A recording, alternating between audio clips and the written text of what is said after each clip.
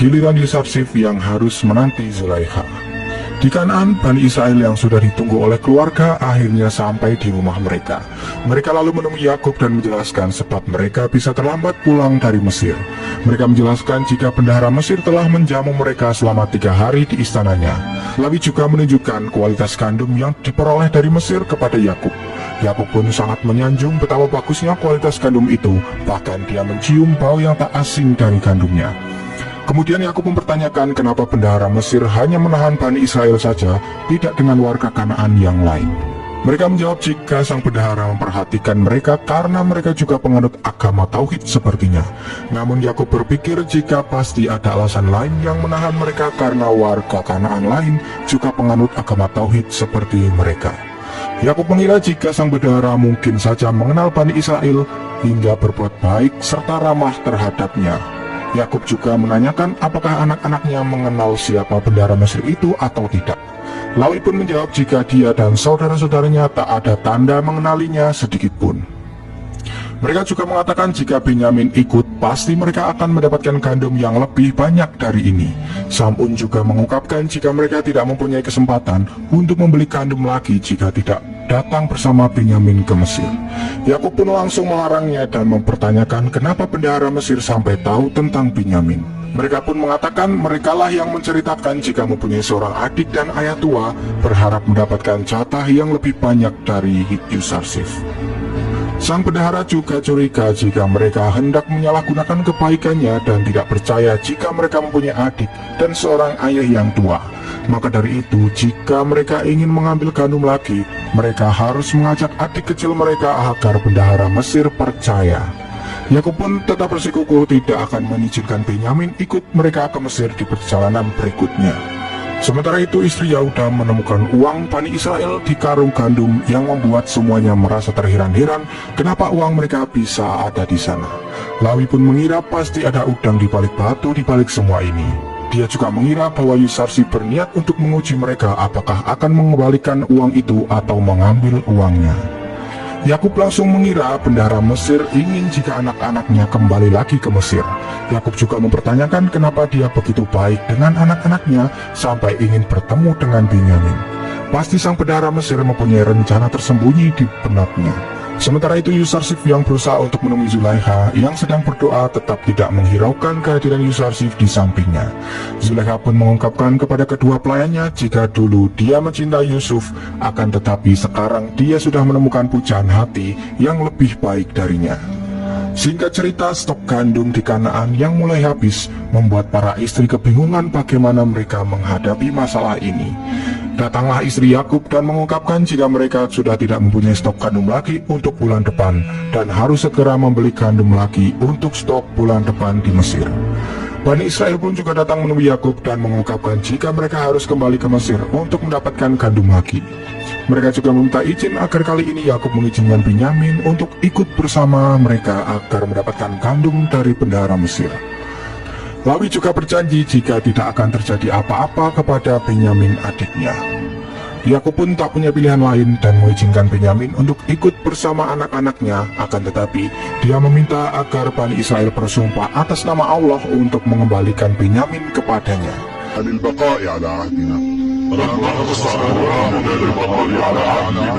نتعهد جميعا في حضرتك وفي حضور نبيك.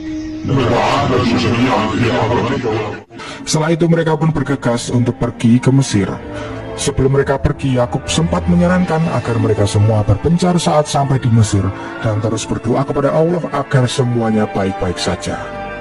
Sementara itu Yusarsif yang pergi ke gerbang kota Tebs menemui penjaga di sana dan menyuruhnya untuk melaporkan jika 10 bersaudara dari Kanaan datang ke Mesir.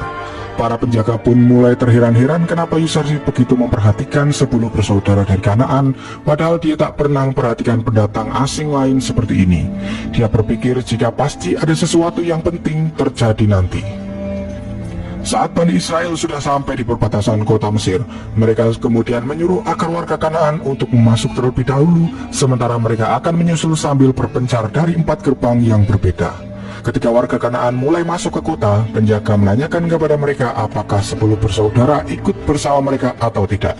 Warga Kanaan lalu menjawab jika Bani Israel ikut dan sebentar lagi pasti akan masuk ke kota. Sebenarnya Bani Israel berhasil masuk ke kota tanpa ketahuan oleh para penjaga hingga bisa mendapatkan gandum yang mereka butuhkan. Akan tetapi Malik melaporkan kepada Yusarsif jika warga Kanaan sudah di Mesir, namun dia tidak mengetahui keberadaan 10 bersaudara. Yusarsif lalu menyuruh agar Malik segera mengecek lumbung, barangkali mereka sudah masuk ke kota dan sekarang sedang membeli gandum di lumbung. Dan setelah Malik sampai di lumbung, akhirnya dia menemukan Syamun dan Rubin yang sedang mengantri untuk membeli gandum. Malik mengatakan kenapa mereka sampai bersembunyi-sembunyi untuk masuk ke Mesir.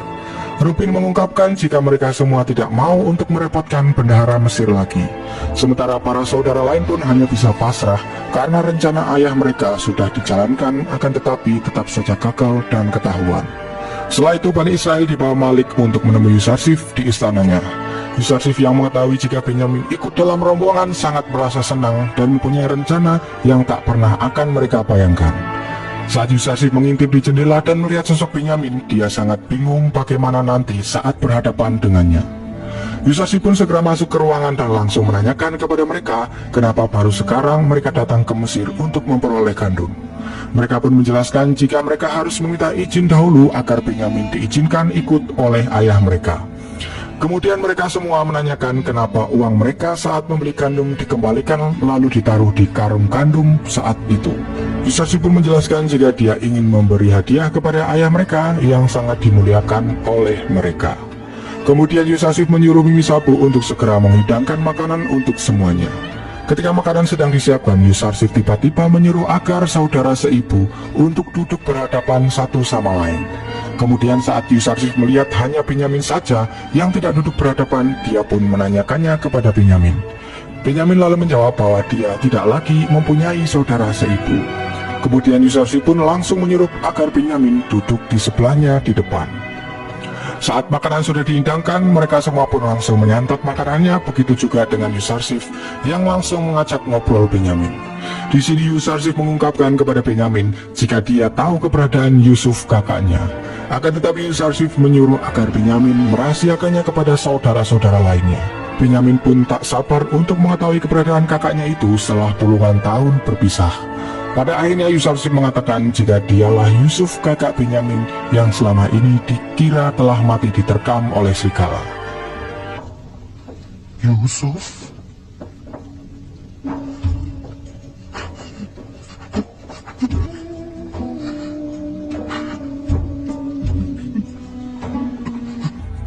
Mereka berdua pun langsung menangis terharu, akan tetapi Malik memperingatkan Yusarsif agar tidak berlebihan menangis, karena bisa membuat saudara-saudara lainnya curiga kepada mereka.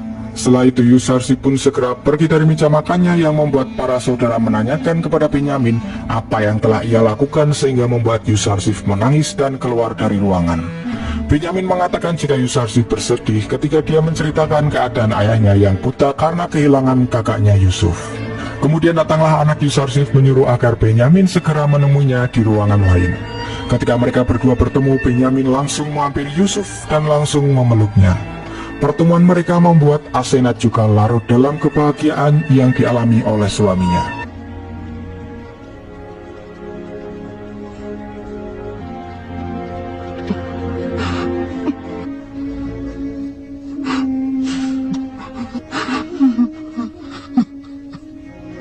Setelah itu Benyamin menanyakan kepada Yusuf kenapa dia tidak mengabari keluarga jika dia berada di Mesir.